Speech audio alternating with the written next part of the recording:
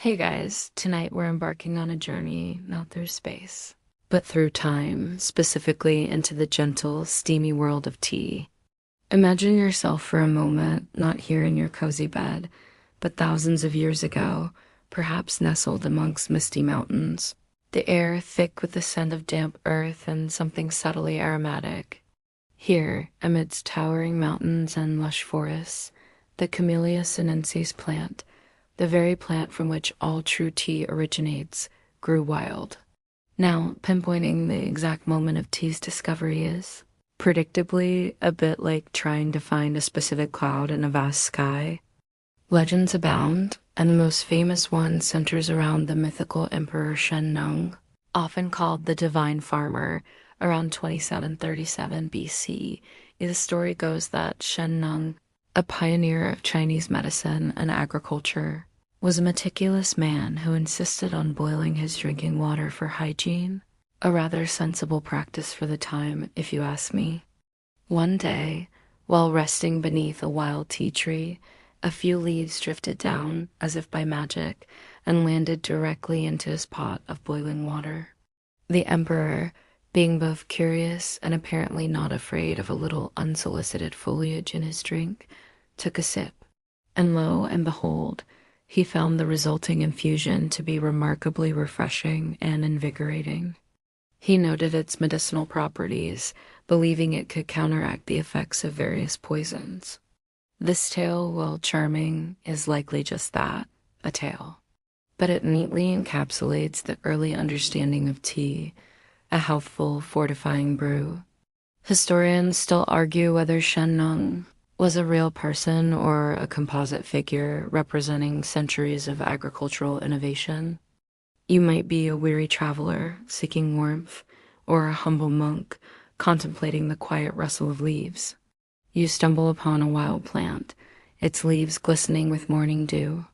Perhaps you pluck a few, a little curious, a little desperate, and toss them into your boiling water, hoping for, well, anything really.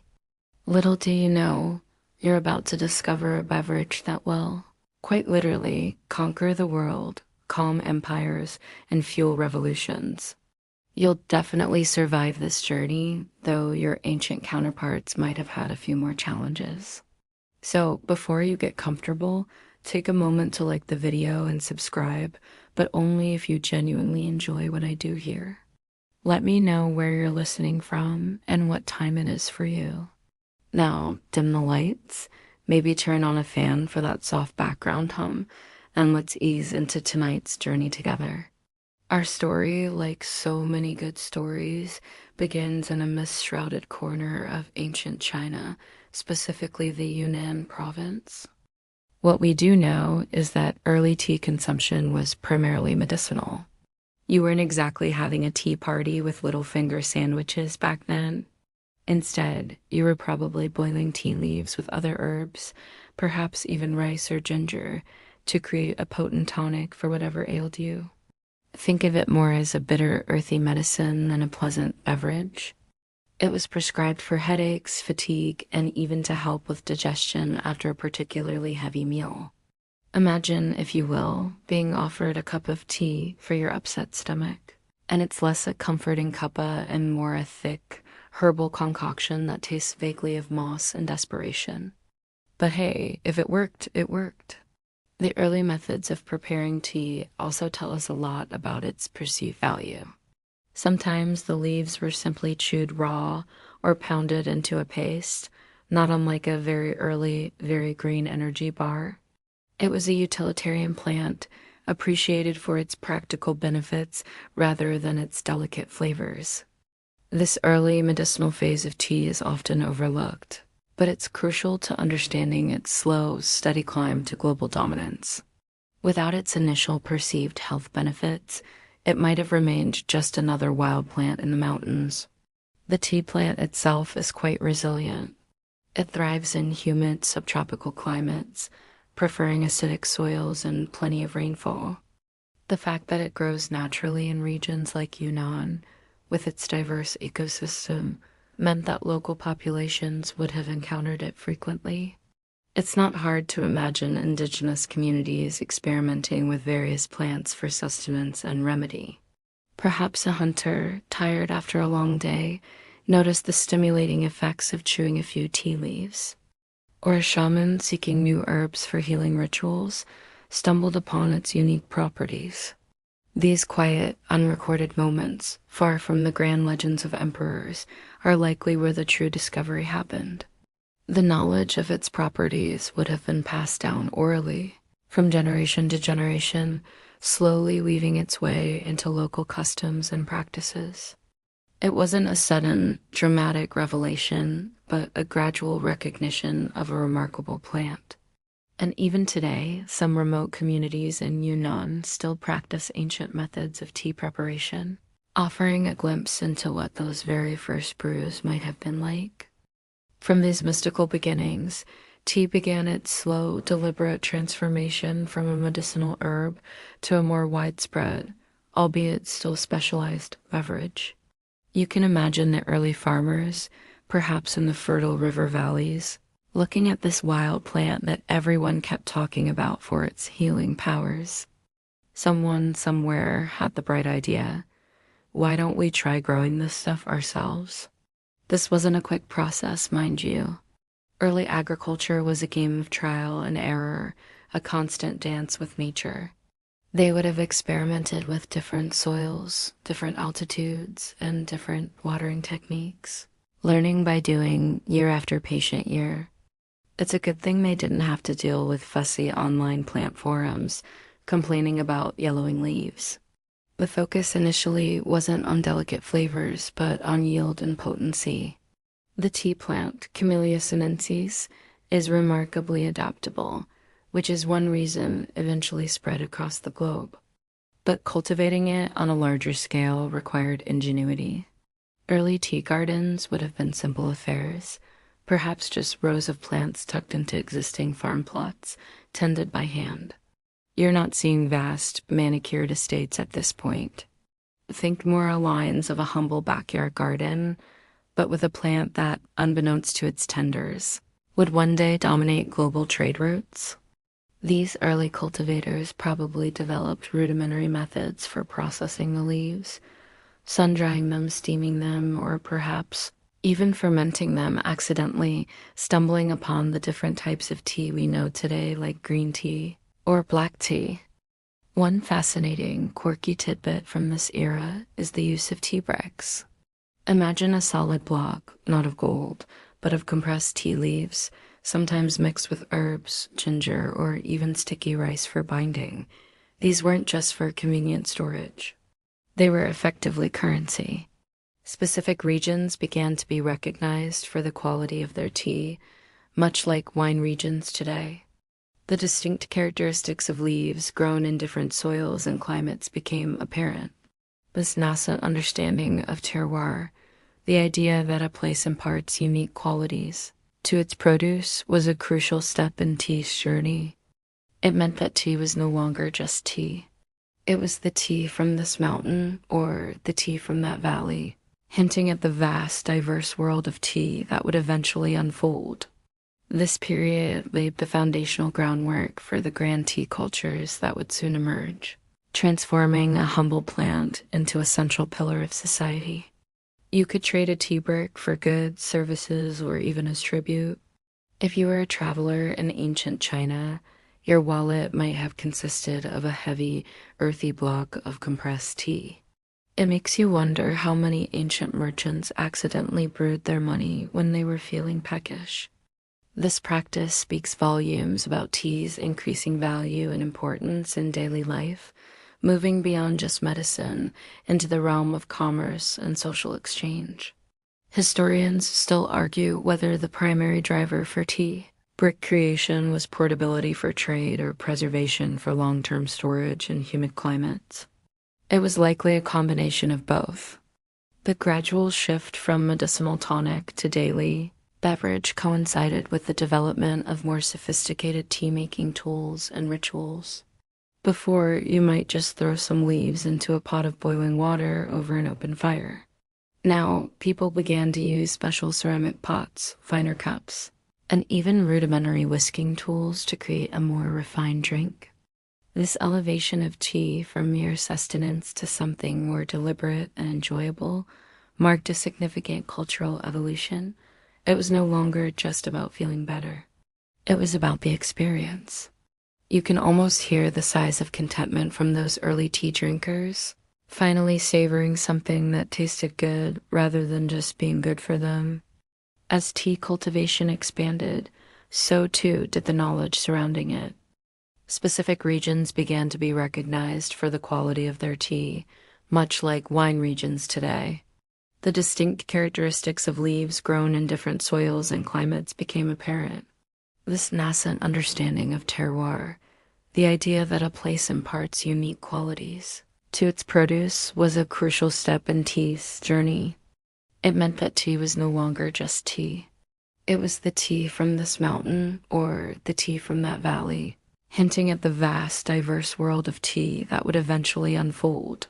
This period laid the foundational groundwork for the grand tea cultures that would soon emerge, transforming a humble plant into a central pillar of society.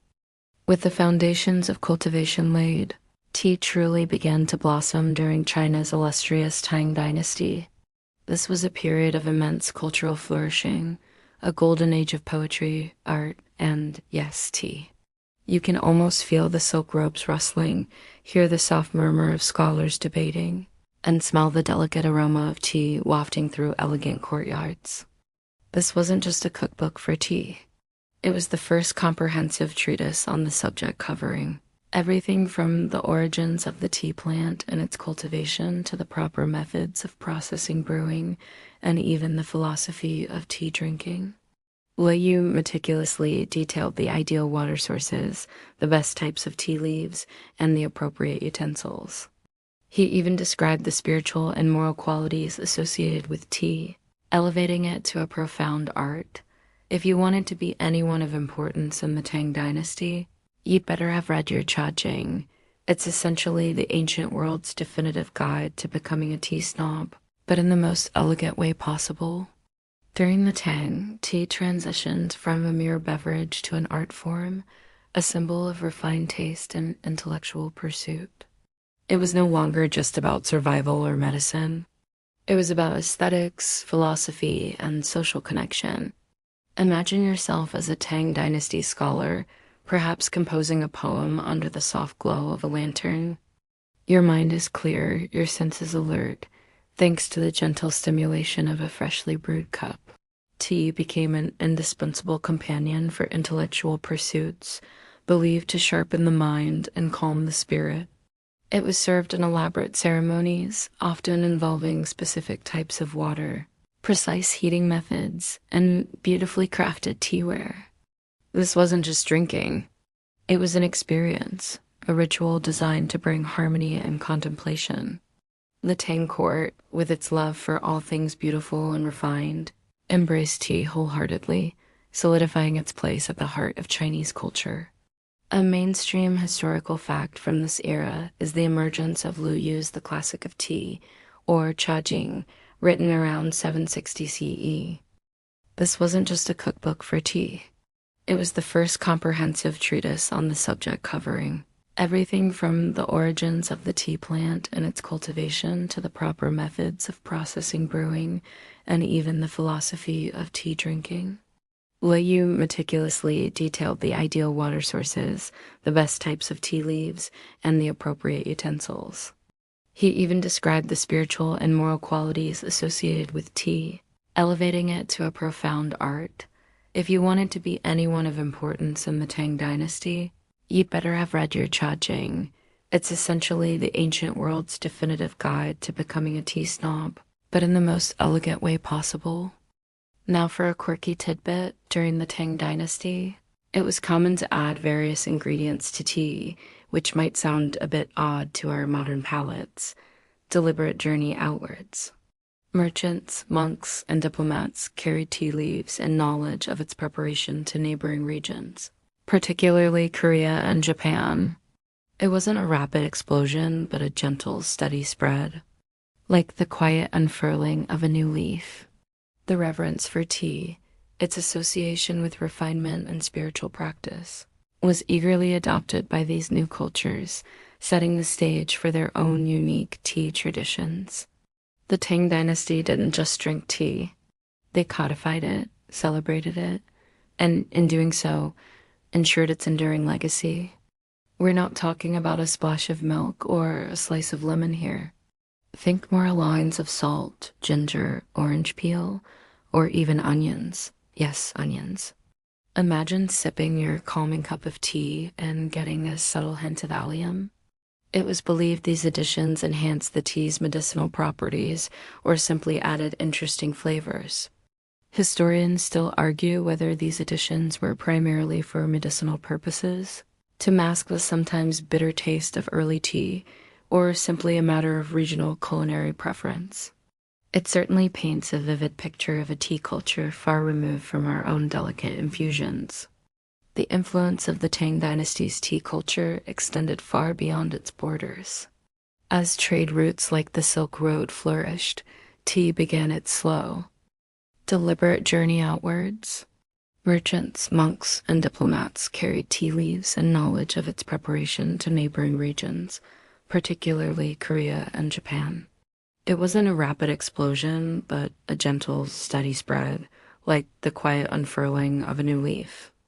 The reverence for tea, its association with refinement and spiritual practice, was eagerly adopted by these new cultures, setting the stage for their own unique tea traditions. The Tang Dynasty didn't just drink tea. They codified it, celebrated it, and in doing so, ensured its enduring legacy. As the Tang Dynasty waned, China transitioned into the Song Dynasty, and with it, tea culture continued to evolve, deepening its roots in daily life and transforming its very preparation. Tea competitions became popular, where connoisseurs would judge not just the taste of the tea, but also the quality of the froth, the color of the brew, and the artistry of the teaware. It was a serious business, often with bragging rights and perhaps a fancy new tea set as the prize. This era saw the widespread adoption of whipped tea, where finely ground tea powder was whisked into a frothy, vibrant green concoction. This method allowed for a more even distribution of tea solids and a richer, more intense flavor profile. It was a tea experience designed to engage all your senses. You're no longer just steeping leaves. Now you're involved in a far more meticulous, almost performative process. This era saw the rise of powdered tea, which would later become the cornerstone of Japanese tea ceremonies. Imagine yourself in a tranquil Song Dynasty tea house, the air filled with the gentle whir of a bamboo whisk, the scent of finely ground tea powder, and the quiet clinking of ceramic bowls. The Song Dynasty emphasized the aesthetic and philosophical dimensions of tea even more profoundly than the Tang. A mainstream historical fact is the significant innovation in tea processing techniques during the Song Dynasty. Prior to this, tea was often compressed into cakes or bricks, then crumbled and boiled. The Song period saw a shift towards lighter, more delicate teas, often ground into a fine powder. This required new methods of drying and grinding, leading to a much more refined final product. The move from crude boiled leaves to delicate whisked powder signifies a major leap in tea's culinary and cultural sophistication. You can almost taste the difference just thinking about it. Now for a quirky tidbit, during the Song Dynasty tea competitions, it wasn't just about taste. Judges often looked for the 8 virtues of tea, which included elements like its color, aroma, flavor, aftertaste, and even the way it made you feel. While the most exquisite teas and ceremonies were for the wealthy, the popularity of tea spread throughout all levels of Song society. Tea houses became bustling social hubs, places for gossip, business dealings, and philosophical discussions. You could find them everywhere, from bustling city streets to quiet temple courtyards. It was in these tea houses that many ordinary people would have experienced the increasingly sophisticated world of tea, sharing stories and creating communities around the comforting warmth of a cup. The Song dynasty truly solidified tea as an integral part of Chinese daily life, not just a luxury, but a beloved companion. But one of the more unusual criteria was the color and texture of the foam, or jade froth. White foam was considered superior, signifying a pure, well-whisked tea. Imagine the pressure on the tea maker to produce that perfect cloud-like topping. Historians still argue whether the elaborate tea competitions of the Song dynasty were primarily about genuine connoisseurship or more about social status and elaborate displays of wealth. Probably a bit of both, knowing human nature. This heightened refinement in tea culture wasn't confined to the elite. While tea culture in China was flourishing, a new chapter was about to begin across the sea in Japan. You can almost feel the gentle sea breeze carrying whispers of Zen philosophy from China to the shores of Nippon. Tea's arrival in Japan was intrinsically linked to Buddhism, particularly Zen Buddhism, which embraced tea for its ability to aid meditation and promote mindfulness. It wasn't just a drink. It became a spiritual tool, a path to enlightenment. Imagine a Buddhist monk, perhaps named Aisai, making the arduous journey from Japan to China during the late 12th century. He's not just seeking sacred texts. He's discovering the profound connection between tea and spiritual practice. He read a book, Kisayoki, often translated as Drinking Tea for Health, or How to Stay Healthy by Drinking Tea, which promoted tea's health benefits and its spiritual advantages. This text was crucial in popularizing tea among the monastic community and, eventually, the samurai class. It laid the intellectual and practical groundwork for what would become the elaborate Japanese tea ceremony. When Aisai returned to Japan in 1191, he brought not only Zen teachings but also tea seeds and the knowledge of powdered tea preparation, much like what was popular during the Chinese Song dynasty. He understood that tea, with its stimulating yet calming properties, could help monks stay awake and focus during long hours of meditation. This wasn't just a casual import. It was a deliberate introduction aimed at spiritual elevation.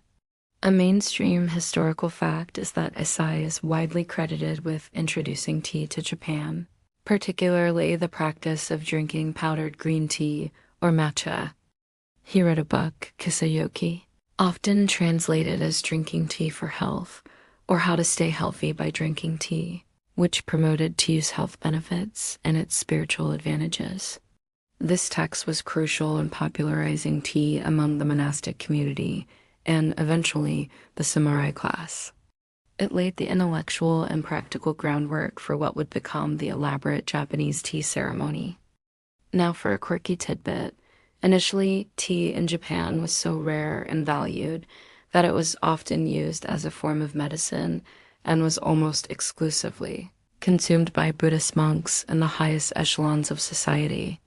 Imagine tea as a prescription from your doctor, something truly precious and reserved for specific ailments or spiritual practices. The samurai, with their disciplined approach to life and their appreciation for aesthetics, found themselves drawn to tea's calming influence and the mindful preparation involved. It fit perfectly with their ethos of precision and inner peace amidst the chaos of their world. The practice of preparing and consuming tea began to evolve into a more structured ritual, a quiet counterpoint to the battlefield.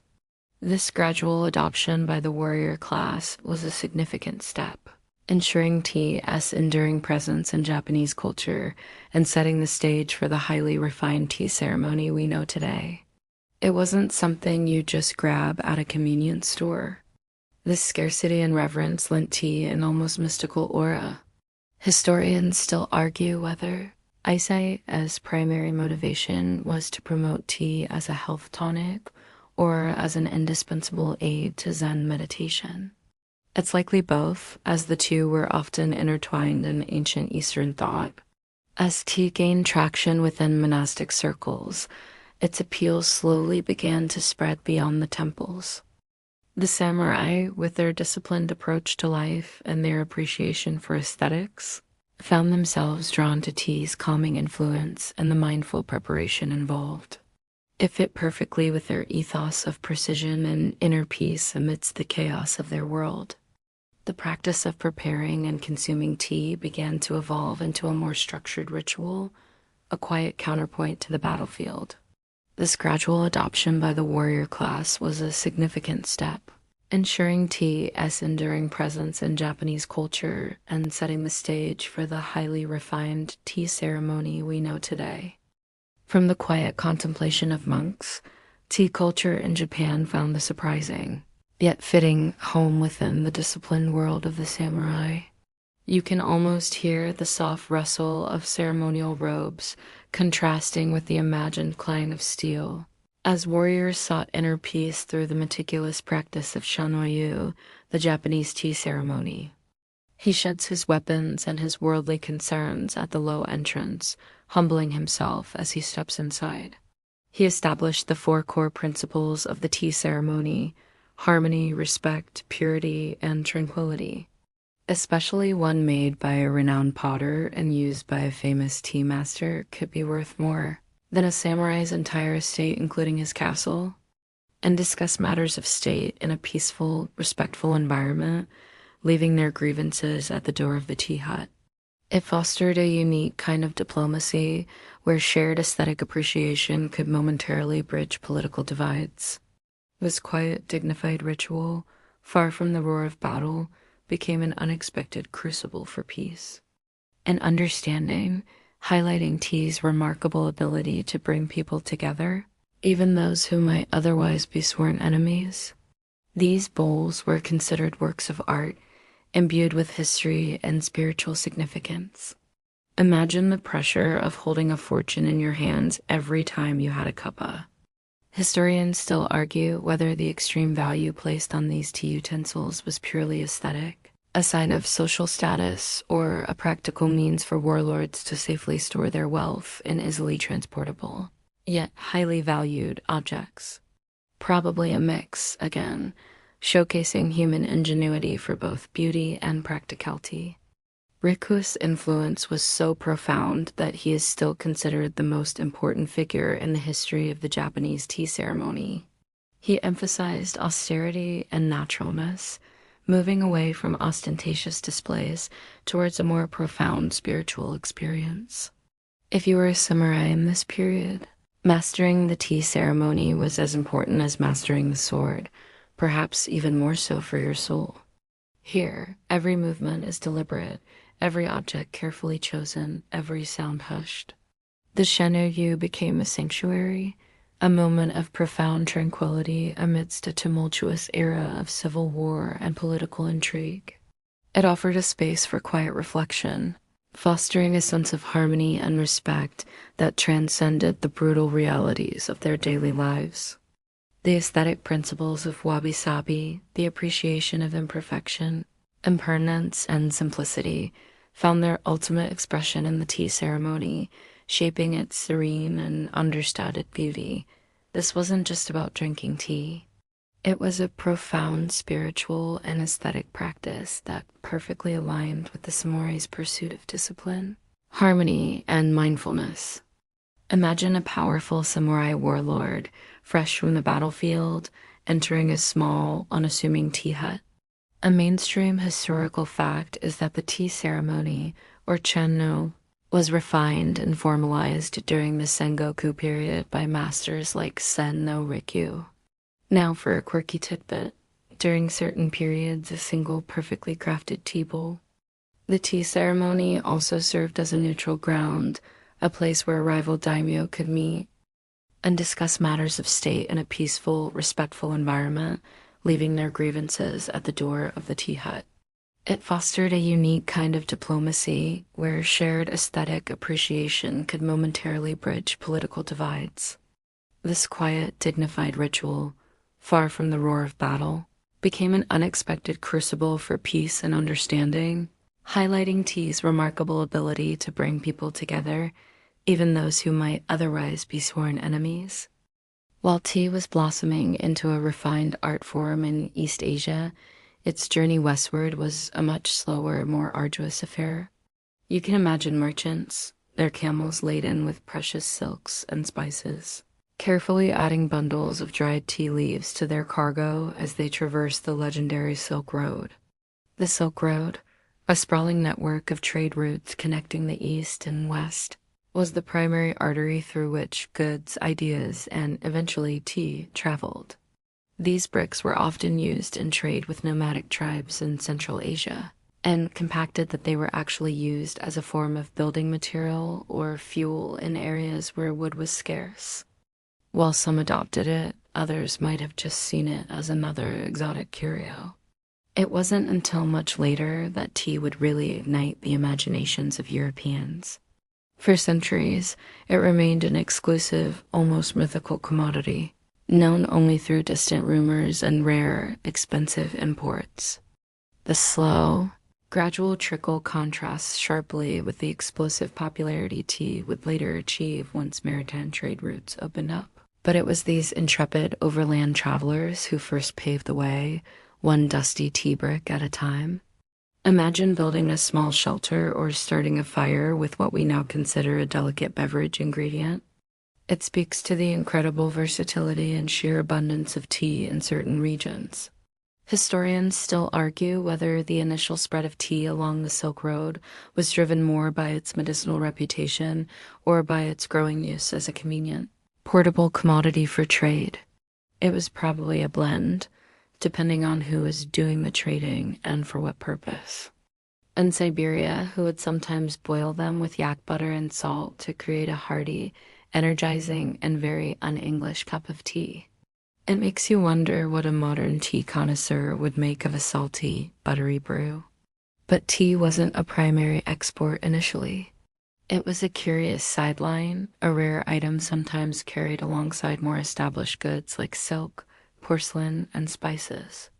Imagine the journey, months, even years, of treacherous deserts, forbidding mountains, and encounters with diverse cultures. Your tea, by the time it reached its destination, would likely have been quite robust, probably compressed into those familiar tea bricks for durability and easy transport. This wasn't about delicate tea ceremonies. It was about survival, about a rare commodity, slowly trickling across vast continents. For centuries, tea remained largely unknown outside of East Asia. A mainstream historical fact is that tea's early westward movement was primarily in the form of compressed tea bricks or cakes, which were more durable for long journeys and also served as a form of currency. Now for a quirky tidbit, some of these early tea bricks were so tough. The journey along the Silk Road also meant that tea encountered numerous cultures, each with their own culinary traditions. While some adopted it, others might have just seen it as another exotic curio. It wasn't until much later that tea would really ignite the imaginations of Europeans. For centuries, it remained an exclusive, almost mythical commodity, known only through distant rumors and rare, expensive imports. This slow, gradual trickle contrasts sharply with the explosive popularity tea would later achieve once maritime trade routes opened up. But it was these intrepid overland travelers who first paved the way, one dusty tea brick at a time. For centuries, tea remained a closely guarded secret of the East, a precious commodity that only trickled along dusty overland routes. But then, the age of exploration dawned, and with it, the great sailing ships of Europe began to ply the vast oceans. You can almost feel the salt spray on your face, hear the creak of timber, and smell the exotic spices arriving on bustling docks as Portuguese and Dutch traders inadvertently ushered in tea as true global era. Imagine a Portuguese merchant ship, perhaps the Snow Gabriel, rounding the Cape of Good Hope in the late 15th or early 16th century, not yet thinking of tea, but dreaming of spices and silks. Tea houses started to appear in cities like Amsterdam, catering to the wealthy who could afford this exotic and expensive import. It was a luxury, a status symbol, much like owning a rare piece of porcelain or a fine silk garment. If you were invited to a Dutch salon, being offered a cup of cha would signify your host's immense wealth and cosmopolitan tastes. This era set the stage for tea's eventual explosion in popularity, moving it from a mere curiosity to a coveted luxury, preparing the continent for the tea-fueled changes to come. The Portuguese were among the first Europeans to establish direct maritime trade routes with China and Japan. However, it was the Dutch East India Company, founded in 1602, that truly became the dominant force in the early European tea trade. Father Jasper de Cruz in 1560, who noted that in China people drank a decoction of an herb called cha. He didn't seem particularly impressed, describing it quite plainly. It wasn't exactly a rave review that would launch 1,000 teacups. Historians still argue whether the initial European acquisition of tea was primarily through direct trade agreements or more through informal exchanges and occasional smuggling at port cities. Given the complex nature of early maritime trade, it was likely a messy mix of both. They had a more organized and expansive trading network, especially after gaining control of key Indonesian islands. The VOC brought the first significant shipments of tea to Europe, initially as ballast in their ships, demonstrating its relatively low perceived value compared to other goods. They set up trading posts in places like Macau, becoming crucial intermediaries. While they were primarily interested in porcelain, silk, and spices, tea was undoubtedly part of the exotic cargo that occasionally made its way back to Lisbon. It was seen as a medicinal curiosity, a peculiar Asian herb, rather than a daily beverage. You might offer it to someone feeling a bit under the weather, like a strange, foreign concoction from a faraway land. A mainstream historical fact is that the Portuguese were the first Europeans to trade directly with China via sea in the 16th century, establishing a trading post in Macau. Now, for a quirky tidbit, one of the earliest documented mentions of tea in Europe comes from a letter written by a Portuguese Jesuit missionary. The Dutch, with their vast merchant fleet and formidable trading power, began to popularize tea among the European elite in the early 17th century. Tea houses started to appear in cities like Amsterdam, catering to the wealthy who could afford this exotic and expensive import. It was a luxury, a status symbol, much like owning a rare piece of porcelain or a fine silk garment. If you were invited to a Dutch salon, being offered a cup of cha would signify your host's immense wealth and cosmopolitan tastes. This era set the stage for tea's eventual explosion in popularity, moving it from a mere curiosity to a coveted luxury, preparing the continent for the tea-fueled changes to come. While the Dutch certainly introduced tea to Europe, it was the British who truly embraced it, transforming a luxury commodity into a national obsession. You can practically hear the clinking of teacups and the murmur of polite conversation echoing through grand drawing rooms, as tea became inextricably woven into the fabric of British society. At first, coffee houses were the rage, noisy, and boisterous places of commerce and gossip. But slowly, tea began to gain traction, initially amongst the aristocracy, suggesting it could cure everything from gout to scurvy and even the vapors. The afternoon tea ritual, with its delicate sandwiches and pastries, became a quintessential British institution, a moment of civilized pause in the day. Tea even influenced architecture and furniture design, with special tea tables and elaborate tea sets becoming essential household items. The very pace of life seemed to adjust to accommodate the tea break. From the humblest cottage to the grandest estate, the kettle was on and tea was brewing, cementing its place as an undisputed national drink. One advertisement from 1700 promised tea could preserve perfect health to extreme old age. Imagine buying a cuppa today with that kind of guarantee. Historians still argue whether tea's initial popularity in Britain was genuinely driven by its taste and effects, or more by its status as an exotic luxury and Catherine of Braganza's royal endorsement. It was likely a potent mix of all these factors. Its rise to widespread popularity is often attributed to Catherine of Braganza, the Portuguese wife of King Charles II. When she arrived in England in 1662, she brought with her a dowry that included a chest of tea and a deep personal fondness for the beverage. Her sophisticated habit of drinking tea at court instantly made it fashionable among the elite. Suddenly, everyone who was anyone wanted to be seen sipping this exotic, invigorating brew. This wasn't just a drink. It became a ritual, a social glue, and a cornerstone of the burgeoning British Empire. Imagine yourself in a bustling London coffee house in the late 17th century, where tea is still a novel, inexpensive import. A mainstream historical fact is that the British East India Company, a powerful trading monopoly, played a pivotal role in making tea accessible to the masses. As demand skyrocketed, the EIC secured a near monopoly on tea imports from China. They scaled up operations, lowering prices over time and making tea affordable for a broader segment of the population. This commercial engine, combined with clever marketing and tea's perceived health benefits, fueled its rapid adoption. Now for a quirky tidbit, early tea advertisements in England often made extravagant and sometimes comical claims about tea's medicinal properties. The social landscape shifted as well.